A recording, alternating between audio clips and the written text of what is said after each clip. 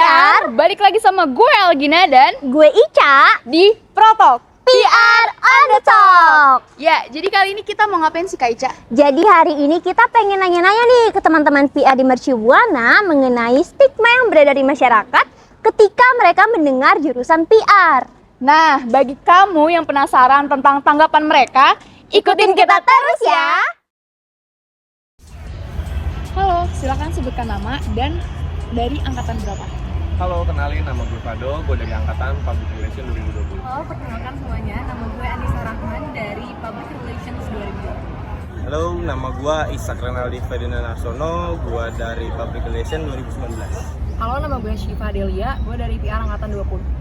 Oke Fado, kali ini gue mau nanya nih tentang tanggapan lo soal stigma masyarakat yang beredar ketika mereka mendengar jurusan PR. Nah, salah satunya nih ada pernyataan PR itu harus jago analisa. Gimana sih tanggapan lo? Ya kalau mau menurut gue sih ya harus dong, karena sesuai dengan tugasnya kan PR itu kan harus menjalin hubungan baik, memberi informasi tentang perusahaan, serta merencanakan program pengembangan untuk mempertahankan persepsi publik dan pemegang saham agar dapat menguntungkan perusahaan. Maka dari itu seorang PR haruslah jago menganalisa agar dapat membangun citra yang baik untuk perusahaan ataupun organisasi.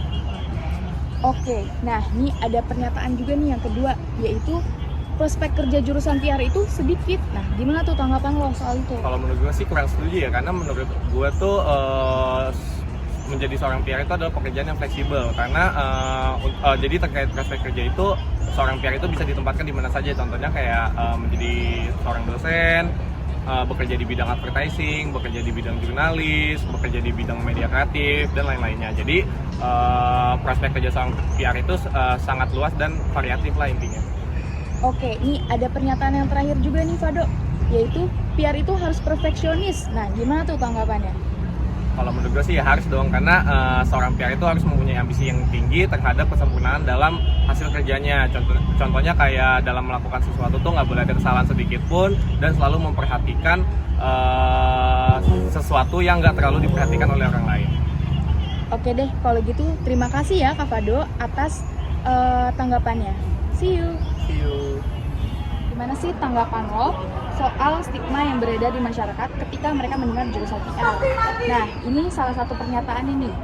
Masuk jurusan PR harus udah bisa bahasa Inggris. Nah, gimana tuh tanggapan lo? Nah, kalau tanggapan gue sendiri, masuk PR itu sebenarnya nggak perlu kita itu bisa bahasa Inggris atau kita itu udah lancar lah bahasa Inggris dari awal. Karena menurut gue itu dimana kita bisa belajar bahasa Inggris itu kita juga bisa belajar ketika kita lagi jadi mahasiswa PR itu sendiri. Jadi bisa berjalan seiringnya waktu kita belajar bahasa Inggris juga. Dan menurut aku skill bahasa Inggris itu penting banget dimiliki oleh setiap orang sekarang ini, karena bahasa Inggris adalah salah satu bahasa internasional. Tidak cuma jurusan PR aja, tapi menurut aku semua mahasiswa itu wajib punya skill bahasa Inggris. Oke, nah ini ada pernyataan yang kedua lagi nih Anissa, yaitu PR itu jurusan yang nggak menantang atau terlalu mudah. Nah, gimana tuh tanggapannya? Wah, kalau itu sih gue agak kurang setuju ya. Dibilang nggak menantang dan nggak mudah itu sebenarnya agak sedikit kayak merendahkan jurusan PR ya, tapi sebenarnya enggak. Jadi di PR juga kita belajar banyak banget hal yang menurut aku sendiri tuh cukup menantang. Contohnya adalah belajar dari mata kuliah digital media analisis, di mana kita itu belajar menganalisis mengenai sosial media, terus juga kita belajar banyak hal, dan dari situ tuh cukup menantang sekali karena hasil dari output dari mata kuliah tersebut adalah kita menghasilkan suatu ibaratnya riset kecil-kecilan dan nantinya akan berguna untuk PR-an. Oke, ini yang terakhir nih Anissa, yaitu profesi PR mentok-mentok paling cuma jadi MC. Gimana tuh tanggapannya? Nah, itu juga nggak setuju banget. Mungkin emang PR itu terkenalnya banyak programnya, atau kita tuh diminta atau sepertinya kayak diharuskan untuk mempunyai skill public speaking yang bagus. Tapi nggak cuma jadi MC aja prospek kerja anak PR, banyak sekali. Contohnya ada ketika kita tertarik di bidang keuangan, itu ada kita bisa menjadi seseorang investor relation, atau kita tertarik di media, kita juga jadi PR di bagian media relations, atau kita tertarik di bidang marketing, kita juga bisa jadi MPR, marketing public relations, atau yang sekarang hitsnya ya anak PR itu pada banyak yang tertarik pegang corporate communication gitu sih. Jadi nggak cuma jadi MC aja, tapi banyak banget nih prospek-prospek kerja yang lain, nggak cuma jadi MC. Oke, kalau gitu thank you ya Kak Nisa untuk tanggapannya. See you. See you, thank you.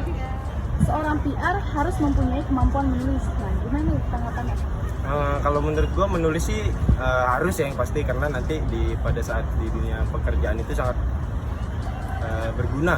Kayak kita kan public relation nih, kayak misalkan kita nulis artikel, kita buat jurnal, kita buat apa, pokoknya kan yang dikenal itu public relation itu mengelola semua informasi lah yang ada di masyarakat.